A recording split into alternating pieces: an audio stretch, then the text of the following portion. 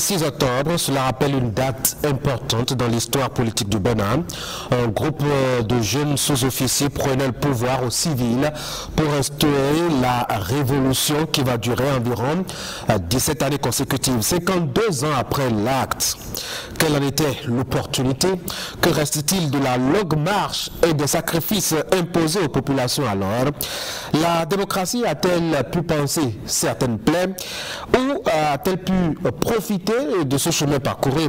C'est l'essentiel du sujet à aborder au cours donc de ce numéro de votre rendez-vous hebdomadaire avec celui que vous connaissez bien, Anissé Carlos Oké. Anissé Carlos Oké, bonjour. Bonjour Tanguy. On aura abordé trois axes de ce thème-là. On va constater d'abord l'avènement de ce coup d'État-là. Pourquoi est-ce qu'il fallait le faire ou s'il ne fallait pas le faire au regard de l'histoire. On aura l'excuse de la distance puisque ça fait quand même 52 ans maintenant. On va examiner la marche qui a été exécutée, notamment sur le plan politique, social et économique. Et puis on se demandera si véritablement la démocratie profite de cette expérience que le pays a quand même connue. Alors, le 26 octobre 1972, je le disais dans mon introduction, un groupe de militaires prend le pouvoir au civil. Il y avait un triumvirat et l'un des leaders de ce groupe disait que le Bénin était trop petit pour avoir trois chefs à la fois. Ça suffit pour faire un coup d'État? À l'époque, ça devrait suffire. Ça devrait suffire parce que c'est un besoin qui a été ressenti par un certain nombre d'officiers.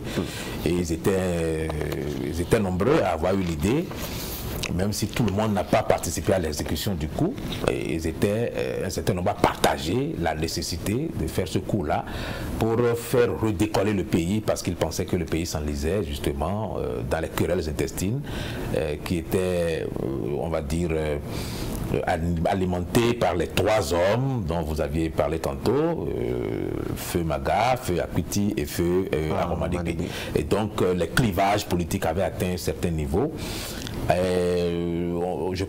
Je pourrais dire même que la mésentente était telle qu'il fallait nécessairement balayer ce triumvirat pour que le pays retrouve une certaine liberté de fonctionner. Est-ce que ce n'était pas, mettons quoi, un prétexte plutôt pour prendre le pouvoir? Parce que même si ces trois leaders en étaient arrivés à se chamailler, on savait que le pays était qualifié de pays malade de l'Afrique, par exemple, et ça, ce n'est pas parce qu'on avait trois présidents à la fois. Tous les prétextes étaient bons pour que les militaires interviennent de temps en temps sur la scène politique. Mais le plus constant qu'on a pu noter, c'est que c'est toujours à l'issue de mésententes entre les civils que les militaires étaient obligés d'intervenir pour essayer de remettre de l'ordre. Et ce qu'on notera aussi, c'est que ces militaires, une fois qu'ils viennent au pouvoir, n'y restent pas longtemps, ils finissent toujours par remettre le pouvoir aux civils. Donc, on peut supposer qu'ils étaient les arbitres et que le 26 octobre 2026, ces arbitres-là ont encore décidé d'intervenir pour mettre un terme au jeu qui était malsain. On a vu quand même que c'était un groupe de militaires, ce qui était assez singulier de la série de coups d'État conduits par le pays alors. Comment est-ce que ça a pu mobiliser autant de monde en coup d'État sans que les civils aient pu avoir, je dois dire, la fuite tout au moins? Alors, les militaires, ils ont cette particularité de savoir tenir leur langue et surtout de savoir faire les choses avec célérité et discrétion.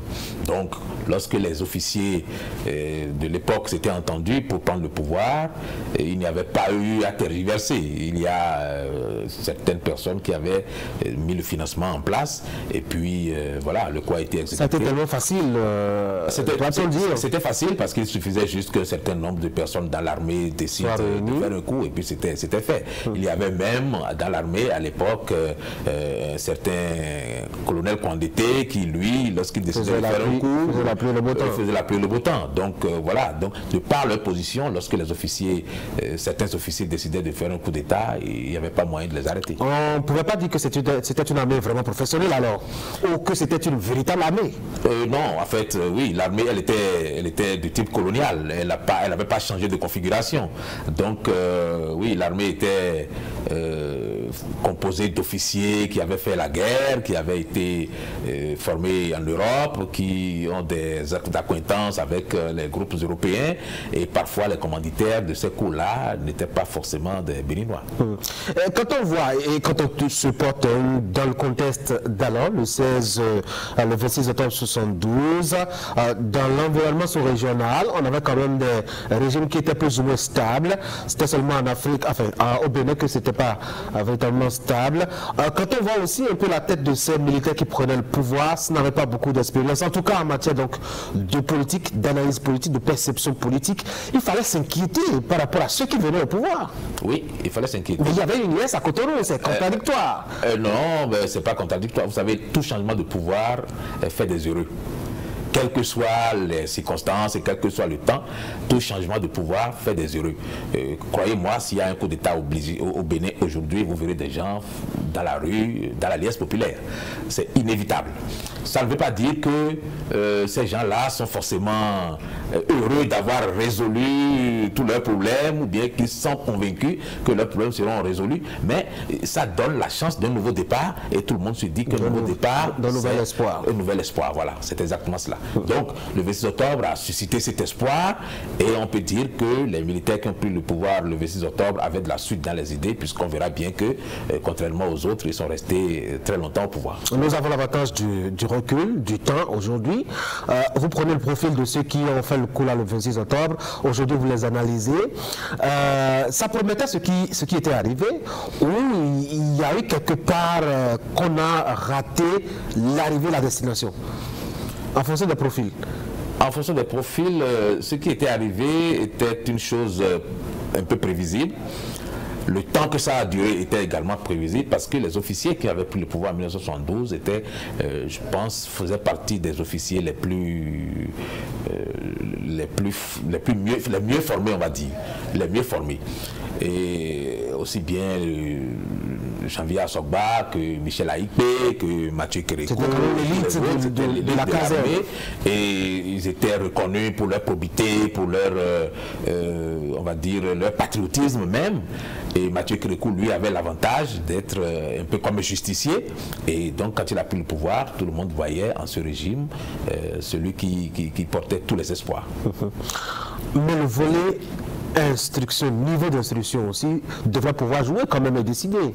C'était des officiers. Donc on peut leur faire le procès et dire qu'il était pas suffisamment cultivé, armé pour... Par la suite, moi j'ai bien noté que Mathieu Kérékou était bien plus que les gens nous laissaient croire. Ah oui? C'était un intellectuel. On regardait quand même des militaires qui ne exactement. Faire l'usage que de sa force et de son âme. J'ai eu la chance d'avoir lu par le passé un certain nombre de notes sur lesquelles Mathieu Kérékou avait posé des observations et je peux vous assurer que c'était un intellectuel. Est-ce que ce n'était pas peut-être l'expérience et je dois dire le flirt avec le pouvoir qui a renforcé un peu son niveau de culture entre temps? Vous ne pouvez pas atteindre ce niveau-là si vous n'aviez pas une base, s'il n'y avait pas un background, on ne peut pas atteindre ce niveau-là que moi j'ai pu noter parce que lorsque Mathieu Kérékou faisait des observations, c'était des observations d'un cerveau, on va dire, expérimenté et outillé. Alors, le coup d'État est donc intervenu ce jour-là et ça a lancé le Dahomey alors sur 17 années de révolution, beaucoup de slogans, beaucoup de mobilisation de masse, beaucoup de mots à l'endroit de l'Occident, etc. On a beaucoup de formules à l'occasion. Quel bilan peut-on faire aujourd'hui? On va commencer déjà par le volet politique. Parce qu'ils étaient venus fondamentalement pour une raison d'abord politique. La question donc du triumvirat. Oui. Et on va dire que la première qualité de cette révolution a été d'avoir fait une formulation très précise du concept.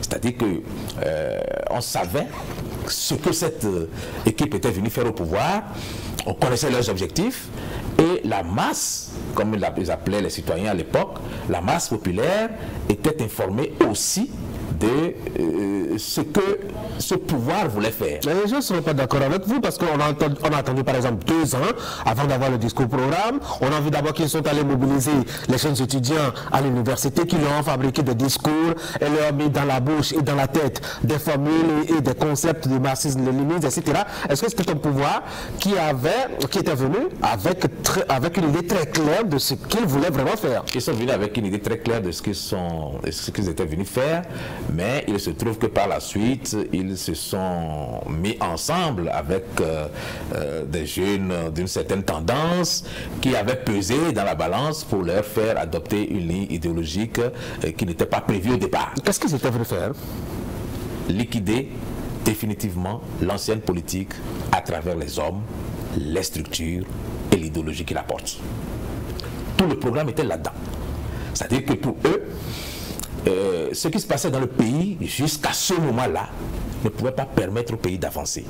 Donc, cette ancienne politique où on devait faire des alternances, où on devait se faire des concessions, où ce sont les hommes politiques qui se chamaillaient tout le temps, alors qu'à côté, il y avait la Côte d'Ivoire, il y avait le Sénégal, qui avait des régimes cohérents, qui évoluaient sans accroc.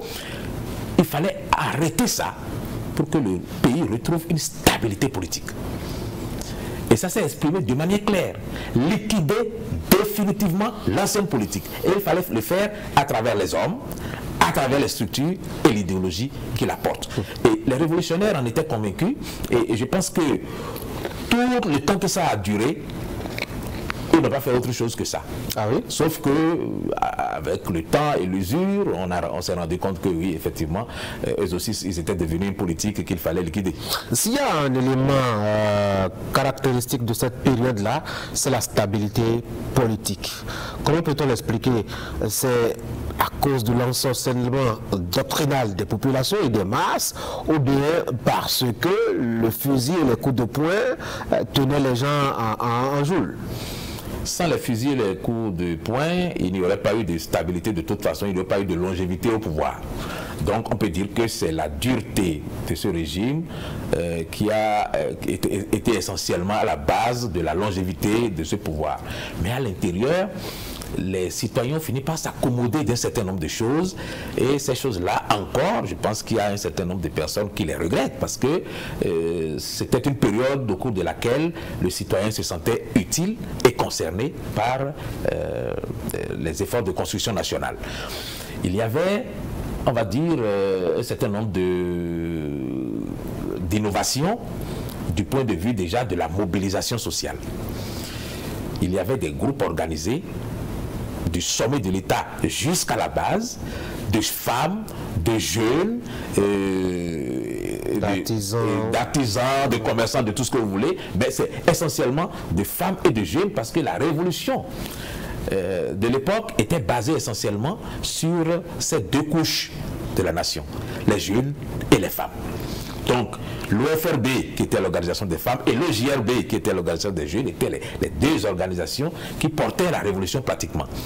Et ces deux organisations avaient des démembrements dans toutes les localités du Bénin, et ça faisait que tout le monde, à un moment ou à un autre, était obligé de participer à quelque chose. Donc, les tâches de constitution nationale, comme on les appelait, mobilisaient du monde, et c'est avec plaisir, on va dire, que beaucoup de gens ont fini par s'adapter à cette routine qui, au départ, était dure, parce qu'il fallait le bâton derrière tout le monde pour qu'on puisse accepter cette situation qui avait notamment favorisé le départ en exil de beaucoup de nos concitoyens qui n'étaient pas d'accord, qui avait favorisé le maquis, le maquisard qui était à l'époque le cas du PCB, et puis ceux qui résistaient et qui ne fuyaient pas allaient directement en prison. Donc ça a été quand même une grosse période de répression, mais au-delà de la répression, il y a quelque chose qui est resté fondamentalement,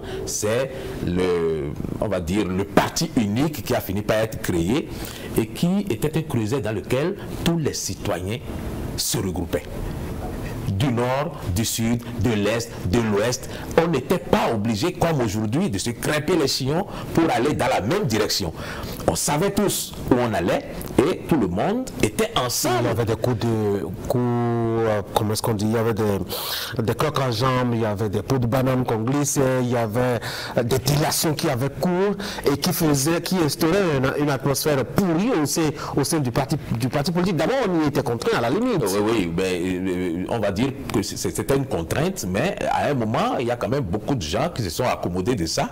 Et c'est pour ça qu'il y a eu cette longévité d'ailleurs. Mimétisme ou automatisme? Non, il y avait des convictions. Ah oui? Il y avait beaucoup de convictions.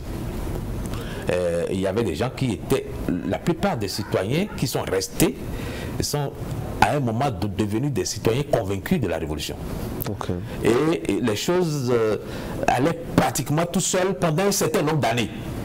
Avant que ça commence par se gâter, parce que bon, le pouvoir, il est ce qu'il est. Il y a l'usure, il y a tout ce que vous avez cité tantôt, les délations, parce que pour des histoires d'opposition ou d'opinion, on pouvait venir vous chercher sans préavis. Et si vous ne fuyez pas, vous vous retrouvez soit en prison, soit en exil, soit... enfin, si vous ne fuyez pas, vous vous retrouvez en prison. Ou alors, vous fuyez, vous allez en exil, ou bien vous rentrez dans le maquis. Pour des histoires parfois aussi banales que des histoires de fesses et des règlements de comptes primaires, les gens se faisaient des crocs en jambes, comme vous dites, et il y en a qui se retrouvaient en prison sans même savoir pourquoi ils étaient en prison. Et ils pouvaient y rester longtemps. Il y a eu beaucoup de gens torturés, mais à l'heure du bilan, moi je me suis rendu compte qu'il n'y avait pas eu autant de morts qu'on aurait pu le penser. Ah oui? Parce que oui, le baromètre que je prends, c'est comment on dit, la commission, non, la Ligue des droits de l'homme qui organise périodiquement des manifestations au cours de laquelle on fait un recensement de toutes les personnes qui ont été victimes sous la Révolution. Quand je regarde la liste, elle est courte. Et je pense que même le nombre de morts qu'on a eu sous la Révolution a été dépassé depuis longtemps sous l'ère du renouveau démocratique. C'était un pouvoir qui était venu à une époque où le monde était divisé, bloc Est-Ouest. Et vous avez compris pourquoi ils se sont positionnés côté Est? Côté Est à un moment, mais nous avons fini par rallier le mouvement des pays non alignés. Oui, finalement, oui. Donc, nous avions des relations avec les pays de l'Est qui n'allaient pas au-delà de la formation militaire et de l'endoctrinement. Pour endoctriner les gens, il fallait envoyer des personnes se faire former dans les pays de l'Est. Et c'est avec joie que nos présidents allaient, nos responsables allaient dans les pays de l'Est pour se faire voir. Ce choix, à cette époque-là, c'était quand même très dangereux. C'était un pays, c'était lié par la France. C'était lié à l'idéologie qui avait été prônée à l'époque, à savoir le socialisme basé sur le marxisme, léninisme. Ça tournait complètement le dos à ce qu'on avait connu jusqu'à ce moment-là.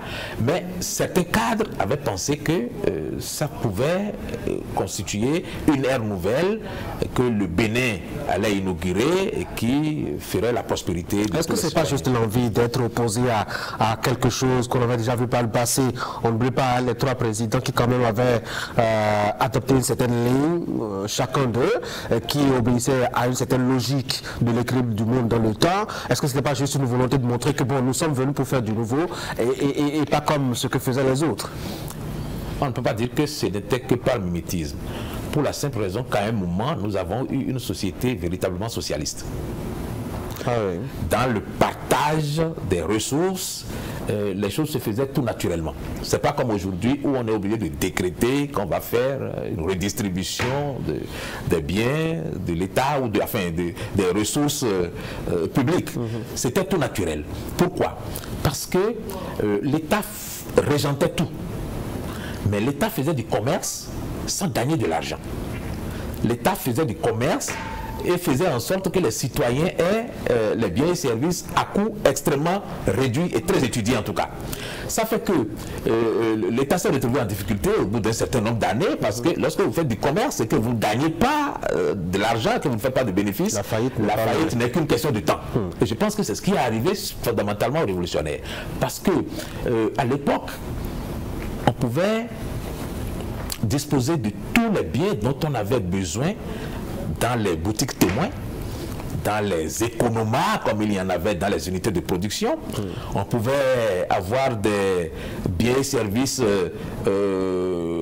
au niveau des régies d'approvisionnement de l'État, qui étaient au niveau des préfectures, et il y avait quantité de sociétés qui avaient été créées en une nuit pour permettre aux citoyens béninois d'avoir tout ce dont ils ont besoin. Les matériaux de construction étaient gérés par la Sobemarc, la librairie, papeterie était gérée par la Sonapal, on avait, comment dire, la société des fruits et légumes qui inondait le marché de fruits et légumes parce que l'État avait des fermes, et on avait la Sonamel qui s'occupait du matériel électrique parce que, bon, voilà, donc, et dans toutes ces sociétés, les Béninois avaient, les fonctionnaires béninois et même les paysans avaient la possibilité d'aller s'endetter. C'était possible. Lorsqu'il y avait la rentrée, le souci majeur des parents, ce n'était pas où est-ce que je trouve l'argent pour mettre mes enfants à l'école. C'était à quel point suis-je obligé de m'endetter pour que mes enfants aillent à l'école. Donc le souci était différent de celui qu'il est aujourd'hui. Voyez. Donc il y a ces sociétés-là qui permettaient aux Béninois d'acquérir les biens et services à des coûts réduits. Il y avait l'ONS et l'ONASA qui maîtrisaient parfaitement le commerce des céréales et qui faisaient en sorte que même en période tampon, nous ne soyons pas en difficulté. Et ça faisait que lorsque les céréales finissaient au niveau de l'ONASA ou de l'ONS, ou qu'on avait une mauvaise production, quand les gens commençaient à spéculer, il y avait ce qu'on appelait la lutte contre les commerçants véreux. Donc les commerçants n'avaient même pas le droit de disposer librement de leurs marchandises et de fixer les prix qui leur venaient à la tête. Tout était régenté et contingenté. Nous avions, pour cette période, il y a eu, on va dire, des banques qui étaient en mesure de faire des prêts à n'importe qui.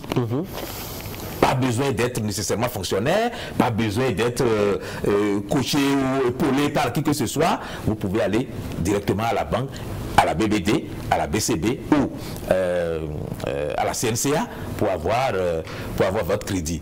Donc le système était tel que, sans être riche, tout le monde avait les moyens quand même d'avoir un niveau de vie acceptable. J'ai l'impression que le volet social était beaucoup plus prépondérant alors dans l'option faite. C'était du socialisme. C'était du socialisme et ce socialisme avait véritablement existé. C'est pourquoi je vous dis que ce n'était pas juste du mimétisme. Il y avait des gens qui étaient convaincus de la chose et nous avions à un moment effectivement vécu ce socialisme-là qui faisait que les enfants du pays allaient à l'école, il y avait les cantines scolaires, il y avait les activités qui accompagnaient. Bref, la société dans laquelle les révolutionnaires se projetaient avait cette base qui avait véritablement existé avant que tout s'écroule.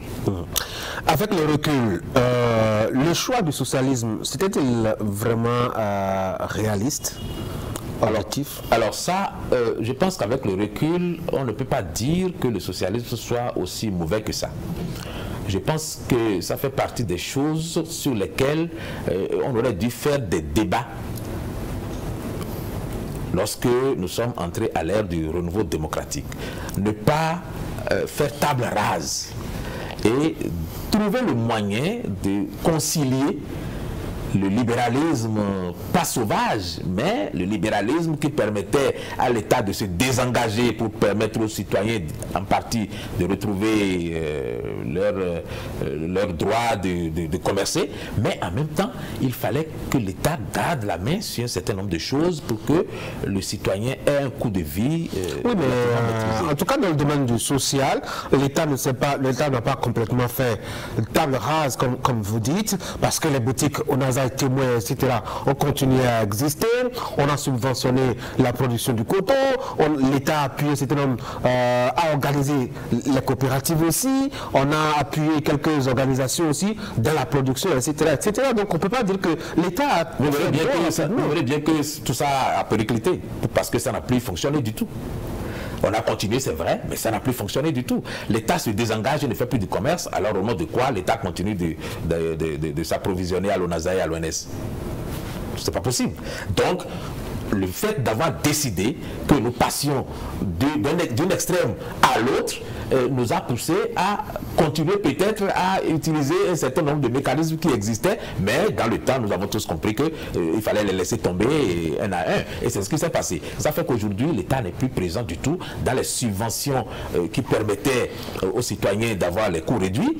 Et l'État n'est plus dans le commerce en tant que tel, donc l'État ne peut pas non plus avoir, comment on va dire, la main lourde sur les prix et les plombées à partir du moment où ce sont des privés qui s'arrangent. Dans le domaine économique, on a quand même eu un certain nombre de performances, notamment dans la production agricole, etc. Évidemment, quand on a mobilisé les populations, les femmes, les jeunes, quand on les a bien organisés, forcément, ça a un impact positif sur la quantité de production au plan national. On a eu aussi la création d'un certain nombre de structures étatiques qu'on a fait fonctionner, etc. Et les chiffres qui nous viennent, en tout cas quand on les lit dans les livres d'histoire, c'est des chiffres assez mirobolants. Au point où on se demande si ça a vraiment existé. Alors, est-ce que ça a vraiment existé? Il y a quand même eu quelque chose. Oui, on a même parlé de croissance à 2 chiffres pendant cette période. Et je considère qu'il fut un moment où la prospérité était à son comble. Ah oui. Il faut en convenir. Parce que à un certain moment, nous avions 6 huileries de palme. 6. Il y avait Bada, il y avait à Gonville, il y avait Révy, il y avait à Vrancourt, il y avait à Roson, et puis il y avait l'usine d'Apapa. 6 huileries. Nous avions à un moment... Est-ce que tout tournait à plein régime? Tout tournait. Toute l'année. Il fut un temps en tout cas où toutes ces usines tournaient. Il y a eu, pendant cette période, une usine qui fabriquait des liqueurs au Bénin. Ovarsis était une usine qui exportait des liqueurs partout dans la sous-région et peut-être même en Europe. Nous avons la Sonafel, comme je disais, qui fabriquait des jus de fruits que nous exportions. Nous avions eu la Mabessi qui montait les motocyclettes que nous n'avons plus jamais eu jusqu'à présent. Nous avons eu à ce moment-là la papeterie, librairie ABM par exemple, qui fabriquait les cahiers, parce qu'on n'importait plus à un moment des cahiers de l'étranger. Ce sont les fabricants locaux qui approvisionnaient toutes les écoles et tous les élèves de cahiers. À un moment, tous les enfants étaient habillés avec des kakis produits au Bénin par Coteb. Donc, vous voyez, à un moment, il y a même eu un fleuron industriel qui a donné le sentiment que la révolution avait trouvé le bon bout pour que le pays s'épanouisse et que les Béninois s'épanouissent. Sauf que dans la gestion, effectivement, il y a eu à un moment beaucoup de relâchement et le laxisme a fait que il y a eu beaucoup de détournements de fonds, il y a eu beaucoup de dispersion qui ont amené à la banqueroute et à la faillite économique. Alors, au plan culturel, certains pensent que ce n'était pas la meilleure période, en tout cas pour la reconnaissance de nos valeurs et culture. C'était même la pire période. Il fut un temps où on avait envisagé même de faire des églises, des maisons du peuple. Ah oui, hein. Des maisons du peuple. Parce que, selon la doctrine de Mao Zedong, la religion est l'opium du peuple. Et donc, pour que le peuple ne soit pas sous l'effet hypnotisant des religions, il fallait tout simplement fermer les églises, les mosquées et tout ça. Ça ne s'est pas arrêté seulement aux églises et aux mosquées. On est allé même sur le plan traditionnel jusqu'à la chasse aux sorcières, et on a même détruit des couvents.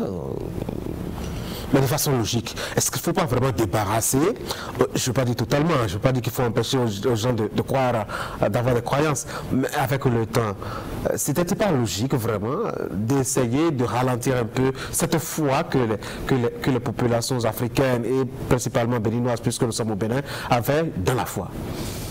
Alors ça, je ne peux pas répondre, puisque de toute façon, nous avons tous ensemble décidé à partir de 1990 qu'il fallait revenir complètement sur les fondamentaux. C'est une question d'opinion. Les fondamentaux, oui. C'est la majorité des Béninois qui le pensaient. Et c'est vrai que ceux qui le pensaient ont ceux qui ont été dogmatisés par l'Église, qui ont passé toute leur enfance dans les jupes des prêtres ou dans les robes des prêtres, et qui, ma foi, ne voyaient pas le monde autrement que dans la poursuite des activités religieuses. Bon, les révolutionnaires, pour leur part, avaient pris exemple sur ce qui se passait en Chine. Où il y avait eu la révolution culturelle qui avait mis de l'ordre dans tout ça. La révolution culturelle en Chine avait fermé les religions, avait mis un terme à tout ce qui constituait une distraction de forme spirituelle. Et à l'époque, un certain nombre de révolutionnaires du Bénin avaient pensé que c'était qu'un exemple à copier. Bon, sauf que ça n'a pas marché parce que finalement, nous sommes quand même une terre très spirituelle et que les personnes qui avaient été en mission pour réglementer un peu tout ça sont allées un peu trop loin dans la mission qu'on leur a confiée et que finalement, ils se sont casser les dents parce que il y a dans ce pays une âme spirituelle qui n'est pas faible. Alors, quand je vous écoute, j'ai l'impression, en tout cas au plan politique et social tout au moins, même économique, puisque vous avez commencé à parler de fleuron industriel, j'ai bien l'impression que c'est la meilleure période que le Bénin ait jamais connue et que c'était une période magique. Qu'est-ce qui peut expliquer qu'on ait connu alors la banqueroute, la faillite de 99? C'est un peu ce que je vous disais tantôt. Ça dit qu'il est arrivé un moment où les responsables des banques faisaient des prêts un peu anarchiques.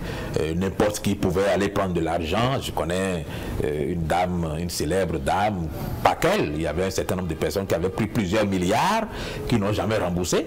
Et donc voilà, donc ces choses-là, ajoutées au fait que l'État était dans le commerce et que l'État s'efforçait dans son commerce de ne pas faire de bénéfices et donc creusait chaque jour un trou dans ses finances. Donc ça a fini par plomber complètement le système économique et je crois que c'est de là qu'est venue la banqueroute et tous les problèmes économiques que nous avons connus.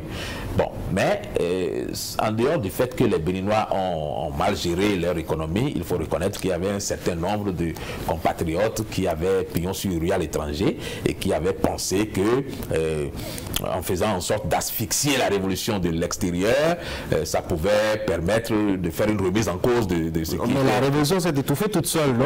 Elle ne s'est pas étouffée toute seule. Il y a eu beaucoup de contraintes de l'étranger et à un moment, plus personne ne voulait collaborer avec le Bénin, plus personne ne voulait, dans le cadre de la coopération, donner de l'argent aux révolutionnaires. Pourquoi ? Pas forcément parce qu'on avait des inquiétudes par rapport à la révolution, mais c'est surtout parce que l'argent était tellement mal géré que chacun se disait que bon, tu mets de l'argent là, c'est de l'argent perdu. Donc c'est ça qui faisait à l'époque que le Bénin avait été mis sous programme d'ajustement structurel, lequel programme n'a pas été géré de façon saine et qui a occasionné un autre pass, le pass 2, puis le pass 3 et tout ce que nous avons connu par la suite. Il y a une curiosité qui me traverse l'esprit, c'est comment est-ce qu'on peut se positionner comme ça, même si c'est momentanément, en cette période-là, sans avoir eu, je dois dire, le retour de la manivelle directement face justement aux grandes puissances qui, mettons, contrairaient à la limite les États à s'aligner. On sait que dans la sous-région, Mathieu Kérékou était alors pratiquement le seul qui ramait à contre-courant quand on voyait un peu ses homologues dans la sous-région, même si après le jeune Burkinabé est venu, Thomas Sankara, et ses idées, lui ne s'était pas trop éloigné, je dois dire, du bloc ouest. Oui, et je crois que ça fait partie aussi des raisons pour lesquelles la révolution, quelque part, a connu un échec. Avec la chute du mur de Berlin, le bloc occidental avait décidé qu'on ne pouvait plus s'accommoder de ce genre de régime dans la sous-région. Mais donc, ça a pris du temps, 17 ans quand même. Pendant 17 ans, la révolution a tenu parce que les compagnons de l'Est, surtout, étaient présents et avaient essayé de soutenir véritablement la révolution. Et quand je parlais des compagnons de l'Est, c'était les pays de l'Est, mais c'était aussi Cuba, c'était le Brésil, c'était un certain nombre de pays qui avaient une idéologie commune avec le Bénin, mais qui avaient soutenu et qui, ma foi, ont connu leur propre faillite avec le vent qui a soufflé avant le vent de la perestroïka en Russie, et qui a entraîné la chute de tout le bloc de l'Est. Donc, quand ceux-là ont chuté, nous n'avions plus un appui pour continuer à révolutionner. Donc, on a dû, à ce moment-là, se plier aux exigences de François Mitterrand qui avait donné une ultimatum. Est-ce que c'est ça qui a décidé Mathieu Kérékou a fait l'option de la conférence nationale, donc de la démocratie après, ou c'est la faillite qui est intervenue, la difficulté des populations surtout se nourrir, ou c'est comme quelques-uns se plaisent à le faire entendre? Est-ce que c'était le visionnaire illuminé qui un beau matin s'est réveillé pour projeter la démocratie bien des décennies avant son ère? Non, mais le révolutionnaire illuminé, non, pas du tout.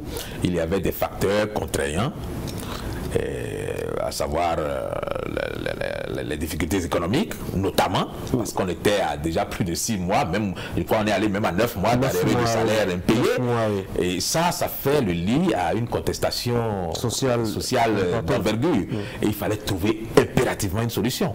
Donc, ajouté à ça, il y avait la chute des autres pays dont je vous avais parlé qui pouvaient nous aider.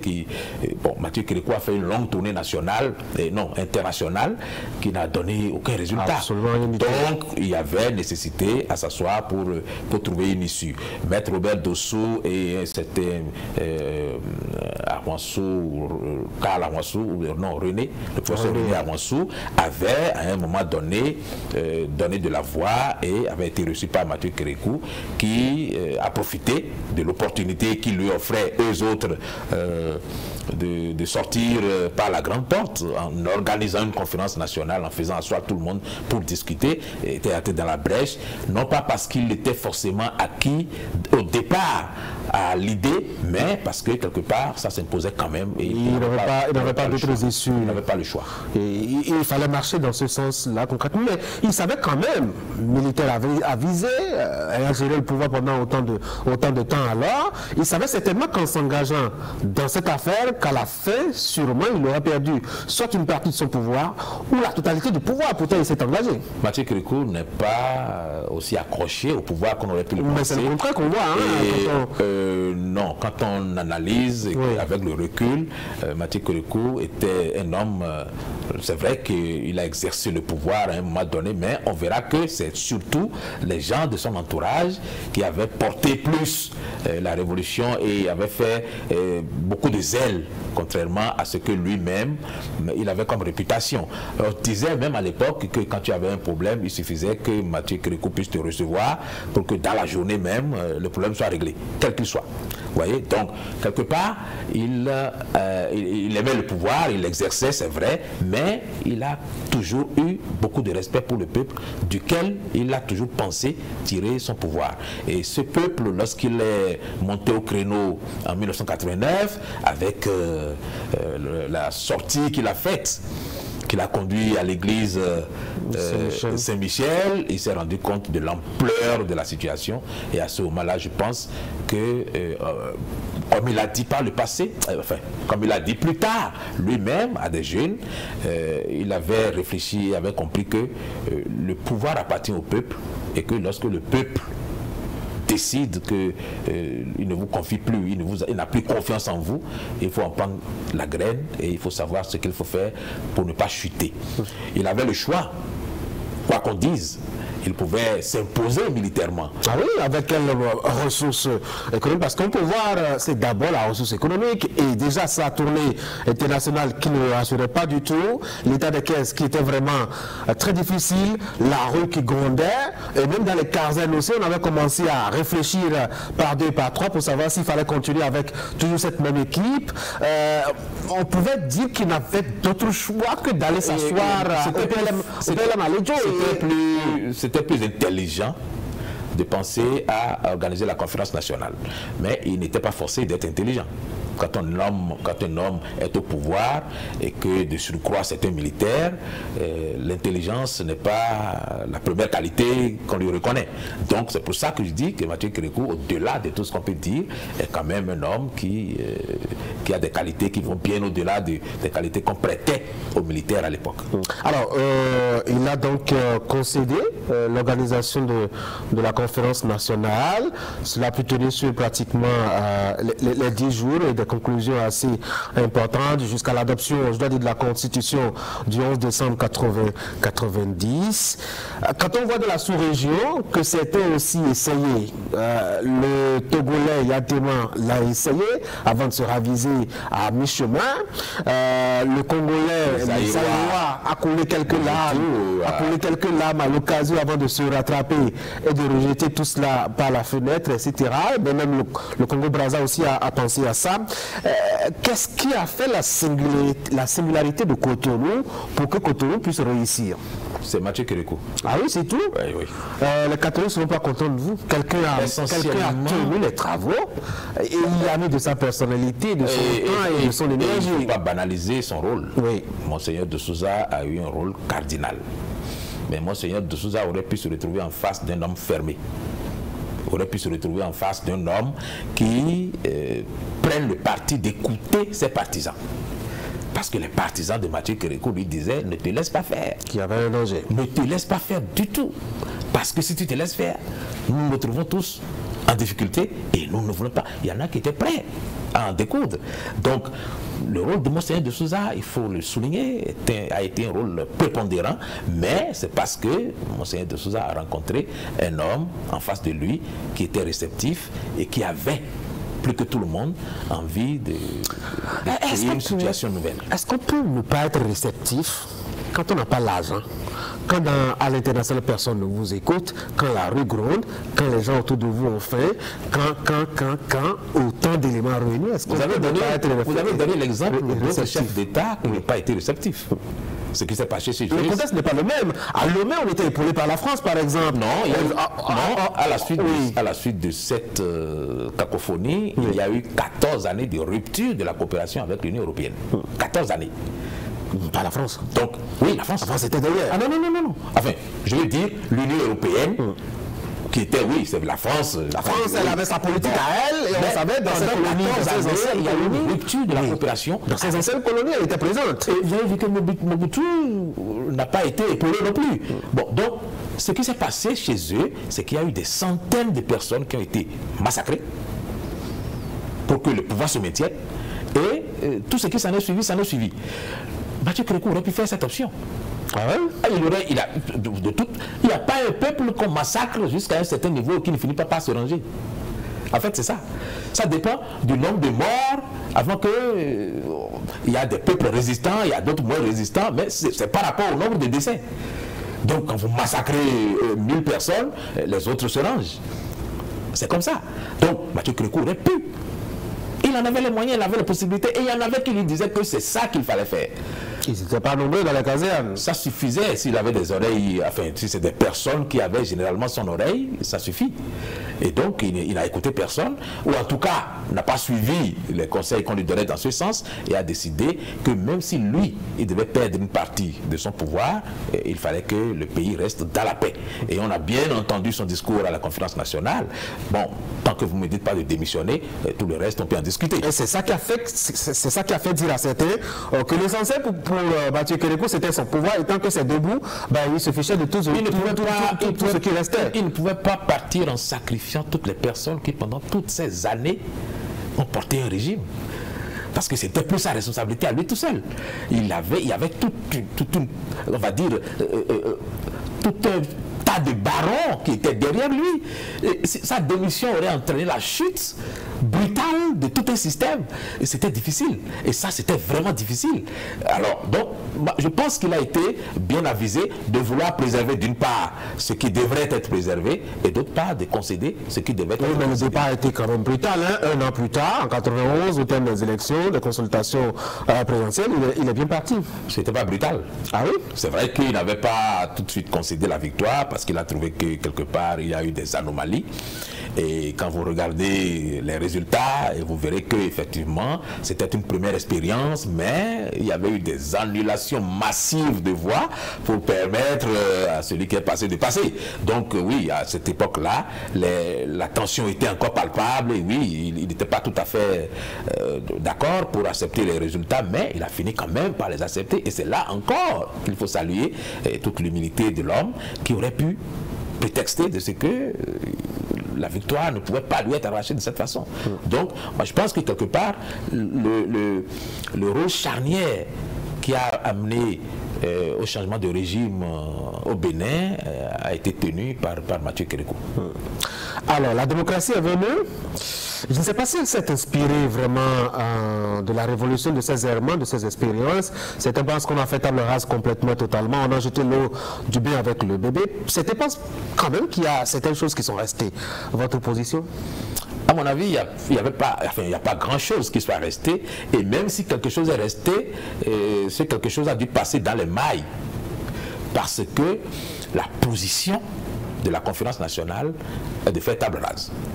C'était la position de la conférence nationale. Oui, il y avait quand même eu des torts, il y avait quand même eu des difficultés, des plaies.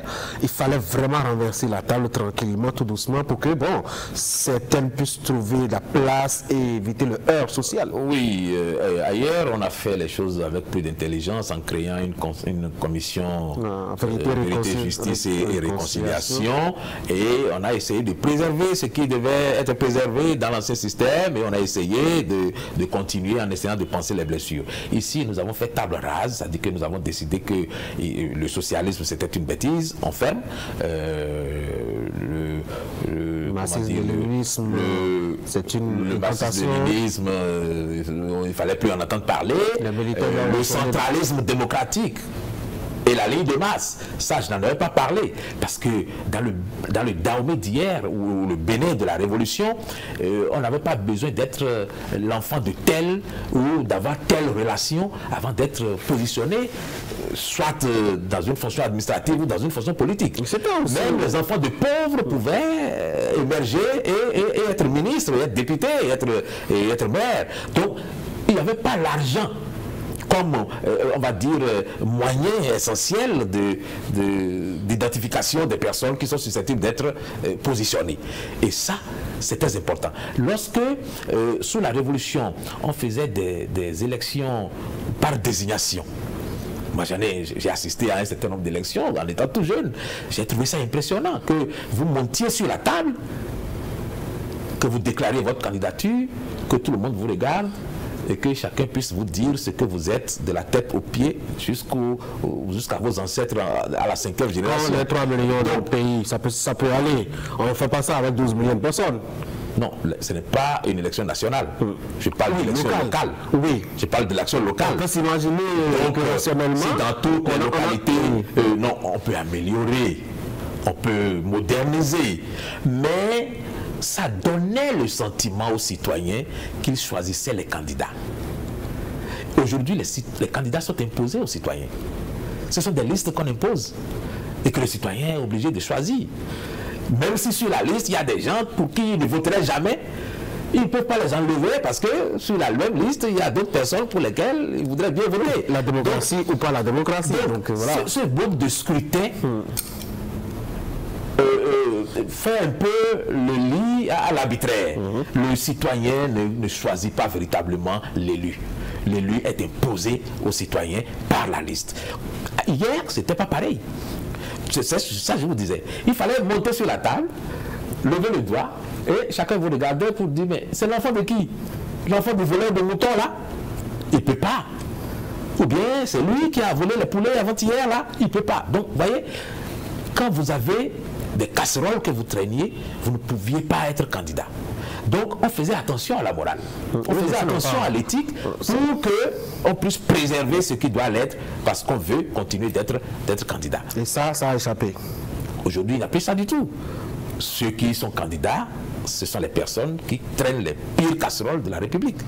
Ce sont les personnes à qui on ferait les pires reproches. Ce sont les gens qui ont des affaires domaniales, des affaires de mœurs, des affaires financières sur le dos. Ce sont ces personnes-là qui sont les candidats. Et ce sont ces personnes-là qui nous représentent parce que ce sont toutes ces personnes-là qu'on vote en votant pour les listes. On va quand même continuer avec, même si on l'a changé bien plus tard, l'école et le programme. Le nouveau programme, oui. Ça avait été une innovation aussi qui a montré des limites parce que justement, je pense qu'il n'y a pas eu une bonne préparation. Et je pense aussi que l'école nouvelle avait des ambitions qui dépassaient un peu le cadre des simples ministères qui s'en sont occupés. Ah oui? Pour la simple raison que l'ambition était de former des citoyens qui n'avaient pas besoin de connaître le contenu de tous les livres, mais qui savaient faire quelque chose de leurs mains. Et c'est pour ça qu'on avait institué à l'époque des travaux pratiques. Et tous les enfants étaient obligés d'aller au champ. On savait fabriquer des paniers, on savait fabriquer des objets d'art. Ça a continué avec les PSA et autres que nous autres qui ne sommes pas nés forcément pendant cette époque, nous avions connu dans les années 90 par exemple, les PSA et autres. Bon, qu'est-ce que c'est devenu? C'est ça aussi à la longue aujourd'hui. Donc ce qui avait commencé à l'époque aurait dû déboucher sur la création de beaucoup de lycées techniques. Et ça aurait dû déjà nous préoccuper depuis les années 90 pour qu'aujourd'hui nous en soyons déjà à récolter les fruits avec beaucoup de bonheur. Mais pendant longtemps, on a mis tout ça sous boisseau. Ça a été comme une activité secondaire, véritablement secondaire. Et il n'y avait pas d'exigence autour. C'était 2 heures par semaine. Il n'y avait pas d'exigence autour, alors qu'avant c'était des matières, et c'était des matières même qui avaient des professeurs qui étaient notés et qui avaient des obligations. Donc aujourd'hui, avec le recul, on voit bien que travailler de ses mains n'est plus la fonction première lors de l'exécution de ces matières qui pouvaient à l'époque amener un garçon à faire de la couture et amener une fille à faire de la vannerie ou autre chose. Bon, ce concept-là a été balayé du revers de la main à la conférence nationale aussi. Et ça a été, à mon avis, l'une des pires erreurs que nous ayons commises parce que la formation est, on va dire, le socle même sur lequel repose l'avenir. Et nous avons eu tort de revenir complètement en arrière en adoptant le programme des autres, le système des autres et le plan d'action des autres au détriment de ce que je disais tantôt dans une émission récente, au détriment de ce qui aurait fait de notre culture, de notre société et de nos valeurs traditionnelles, de nos valeurs médicinales, de notre force. Vous avez vu qu'un navire chinois est arrivé il y a quelques jours, tout le monde s'extasie, tout le monde a couru, un peu comme si c'était quelque chose d'extraordinaire. Dans le fond, lorsque moi j'ai regardé un certain nombre de techniques que ces Chinois-là utilisaient, ce sont des techniques qui sont dans notre médecine traditionnelle. Vous avez vu les petits flacons que les gens mettaient ce sont des techniques qui existent dans notre médecine traditionnelle. Il suffisait donc de travailler à moderniser ça, à moderniser le matériel qui permet de le faire, à identifier les doses et les principes actifs et à faire en sorte que notre médecine puisse nous amener aujourd'hui au niveau des Chinois et peut-être même au-delà parce que j'ai l'impression, j'ai le sentiment que notre médecine traditionnelle est bien plus riche que la médecine chinoise. Mais la démocratie, sinon la conférence nationale des forces vives de la nation nous aura quand même sauvé du naufrage économique, du naufrage politique aussi parce que le régime politique était vraiment étouffant. Beaucoup de personnes ont connu quand même l'exil, la prison ou la mort, comme vous l'aviez souligné tout à l'heure. Au moins ces 3 éléments, la démocratie nous aura sauvé de ça. Nous aura sauvé aussi, je dois dire, du naufrage culturel parce que la culture était quand même au second plan. Oui, c'est vrai que sous la Révolution, la culture était en souffrance. C'était bien dommage. Mais la démocratie nous a aussi sauvés de la privation de liberté, de l'arbitraire et surtout des exactions qu'on commettait sans qu'il y ait aucune justification. Nous avons aujourd'hui atteint un niveau où nous sommes obligés d'envisager nous-mêmes de restreindre notre liberté tellement nous sommes allés loin dedans.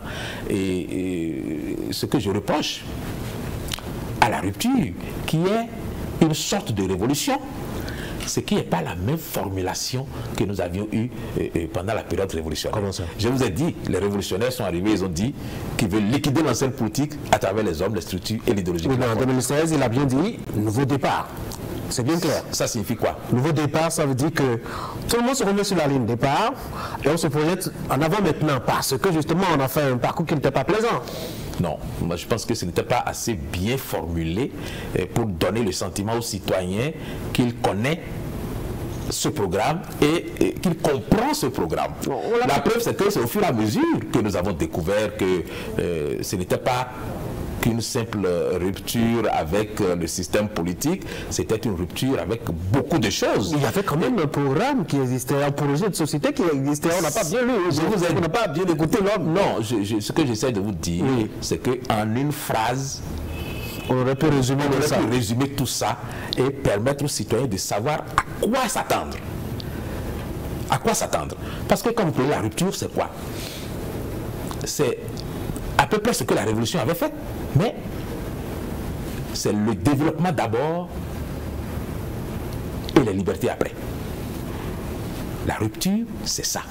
Contrairement à ce qui se faisait avant 2016, où c'était la liberté d'abord, le développement après. C'est la même chose pour c'est ça que je dis. Oui. Quand vous opposez ce concept-là et que le citoyen comprend que on parle de développement d'abord avant de parler de liberté, il comprend mieux un certain nombre de choses qui se font, il comprend mieux un certain nombre de décisions qui sont prises. Mais il n'y a pas eu de formulation. Vous voulez qu'on dise à ceux qui ont connu la révolution et ses méfaits, en termes donc de brimade sur les questions de liberté, de leur parler d'abord de développement avant la liberté, quand on sait tout que la société est l'histoire de la dictature du développement dans ce pays, etc. Parce que quand même, avant 2016, nous avons connu un concept de dictature du développement. Ça fait un peu. Même si, dans les faits, il n'y a eu aucune dictature du développement. Mais le fait de le dire permet de préparer psychologiquement le citoyen. Mais il n'aurait jamais eu le pouvoir. Ah bon? Oui, il n'aurait jamais eu le pouvoir parce que je parlais justement de l'expérience des Béninois qui ont connu cette révolution. Ils se méfient beaucoup de qui a eu le pouvoir parce qu'il a parlé de rupture. Oui, de rupture. Voilà, avec la politique, l'ancienne politique. Il a parlé de rupture et de nouveau départ. Il n'a pas parlé de rupture, il a parlé de nouveau départ. Il a parlé de nouveau départ. Non, même la rupture, on en a parlé aussi. Après qu'on a organisé autour de son avènement. Si déjà on a parlé de ça avant de venir au pouvoir et qu'on a pu avoir le pouvoir quand même, après avoir dit ça, c'est qu'on pouvait formuler le concept de façon à ce que le citoyen sache qu'il y a un moyen aujourd'hui de se convaincre que pour grandir, il faut d'abord oublier un peu les libertés.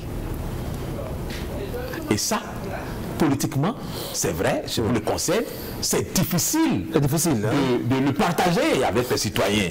Mais tant que nous n'avons pas compris ça aussi, nous serons toujours à la traîne. Parce que les mêmes causes qui ont amené la révolution du 26 octobre sont en train de se mettre en place progressivement. Quand vous observez bien, les mêmes causes qui ont entraîné la révolution du 26 octobre sont en train de se mettre en place. On n'a pas encore trois présidents qui se disputent la tête du pays. Ce n'est pas que cet aspect-là. C'est, comme je vous l'ai dit, le clash, l'incompréhension et les tiraillements entre civils qui amènent toujours les militaires à se dire trop c'est trop, est-ce qu'on ne peut pas mettre de l'ordre un peu? Maintenant, quand ce qui se fait est compris par le citoyen comme un moyen de sortir de l'ornière, le citoyen souffre, mais il se dit, bon, allons-y, peut-être que tout ça, ça en vaut la peine. Et voilà pourquoi la rupture pourrait, en expliquant son concept, avoir l'adhésion de tous et peut-être espérer que nous allions tous vers le progrès. J'ai bien peur qu'elle n'ait pas suffisamment de temps comme pour les explications. On a évolué suffisamment. Encore que la rupture est un système et que ça ne s'arrête pas au président.